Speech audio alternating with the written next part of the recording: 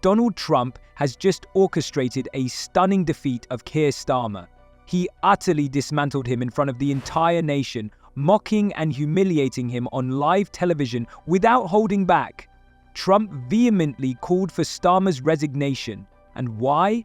Because it turns out that his latest political maneuver could potentially devastate the UK economy, inflicting a staggering loss of £22 billion.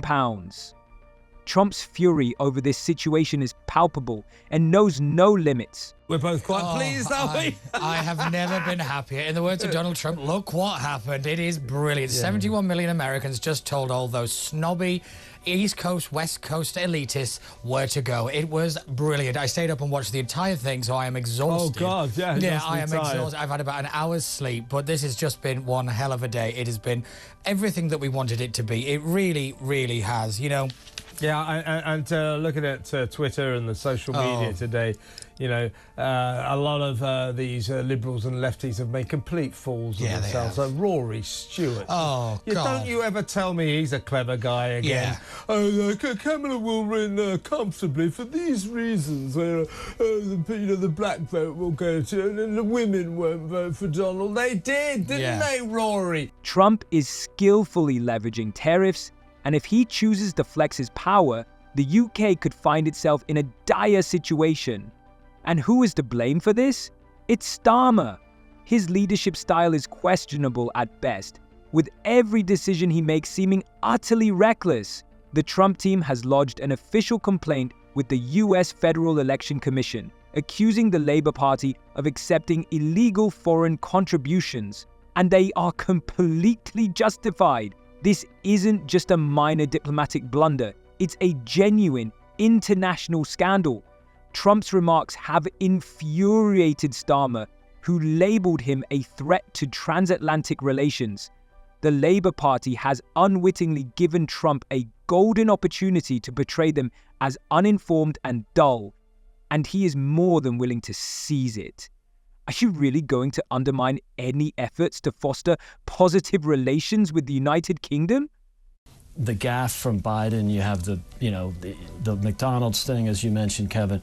I mean, he's just been crushing it on all cylinders. I mean, on a hilarious level. So he did that stunt, and he got down from the truck, from the garbage truck, and then he had to go to the rally to make a speech. So he says, "Hand me my jacket."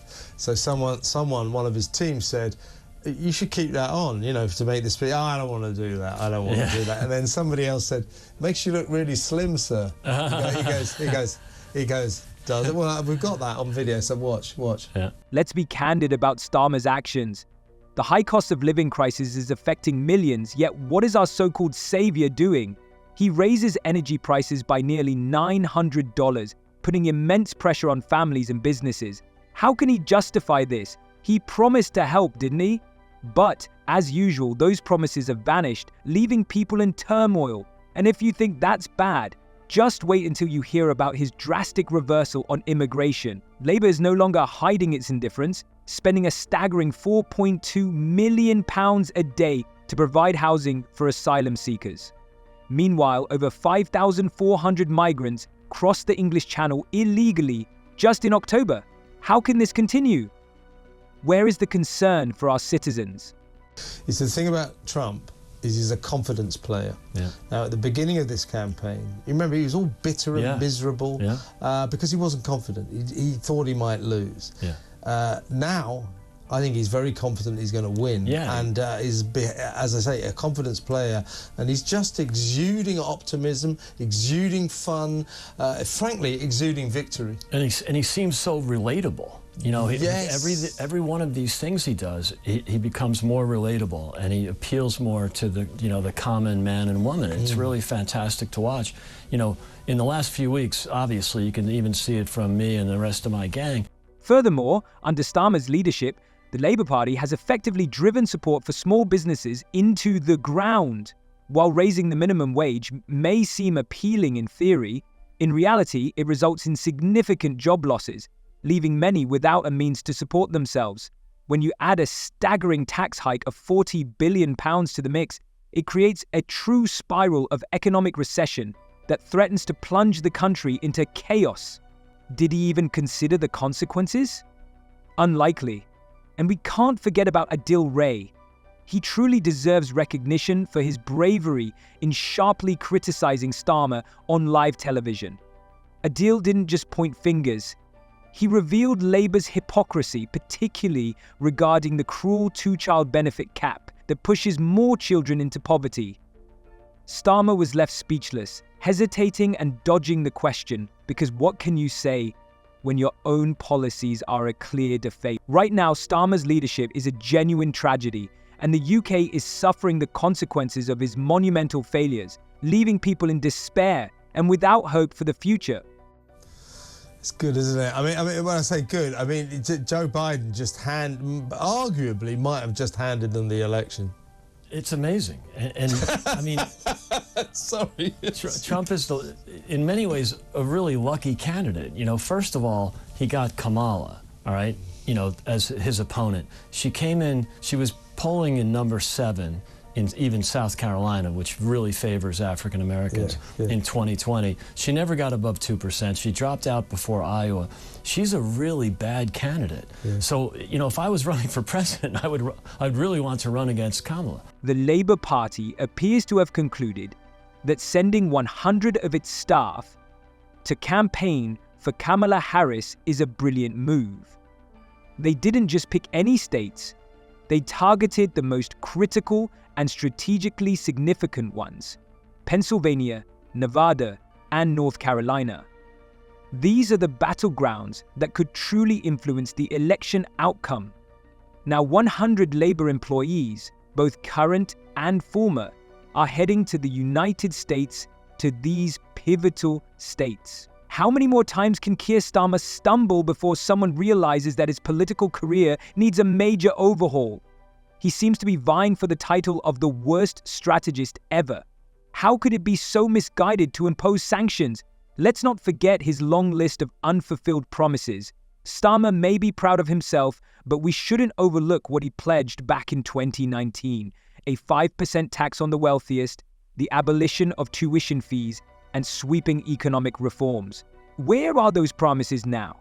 Hey, Julia, I am so disappointed in you. You know, I appear here regularly. I thought we were friends. And unlike how our networks interview Kamala Harris, they give her the answers in advance. They script her answers. They edit her comments so she looks smarter than she is. I come on here live and you don't edit me. You don't coddle me like they do her. And she wants to be the most powerful politician in the world.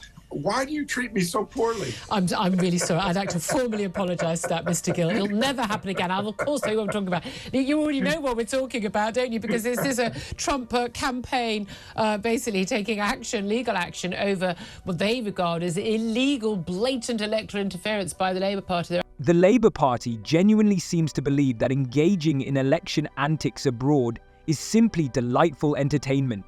At least Nigel Farage isn't afraid to label it a national disgrace. Regardless of what you think of Farage, he's at least straightforward. The Labour Party, on the other hand, appears to be in a state of confusion.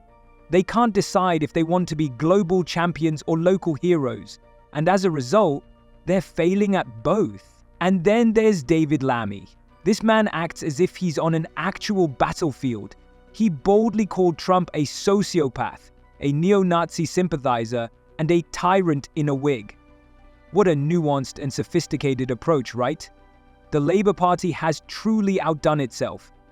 If Trump regains the White House, they'll need either a miracle or 1,000 apology letters to rectify this situation. Lammy's comments have single-handedly obliterated any chance of building a relationship with Trump. It's just laughable. The Labour left is groveling at the feet of someone they've publicly disrespected, and they have no one to blame but themselves. How sad and absurd.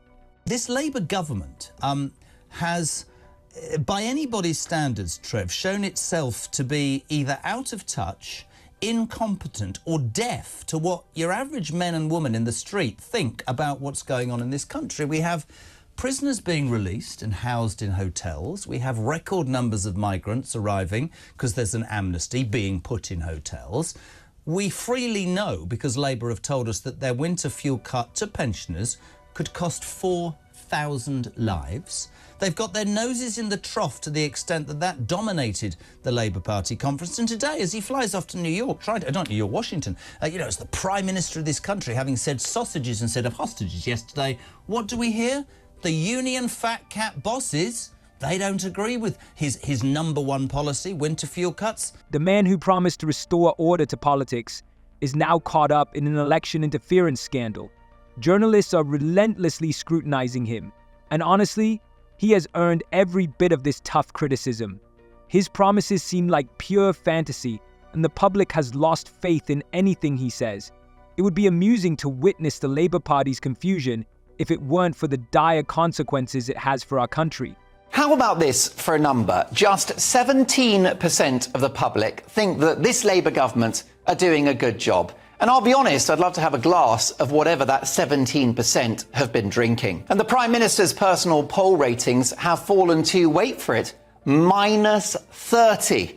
That makes Prince Andrew look like a national hero. I've been warning about Sir Keir Starmer's dubious character for years, given his support for the truly dangerous Jeremy Corbyn, his efforts to reverse Brexit, his taking of the knee to the woke mob during BLM, his inability to define what a woman is, and, in the absence of compelling data, calling for more of those ruinous COVID lockdowns in order to look prime ministerial. Pensioners who deserve to enjoy their holidays in peace feel neglected and invisible.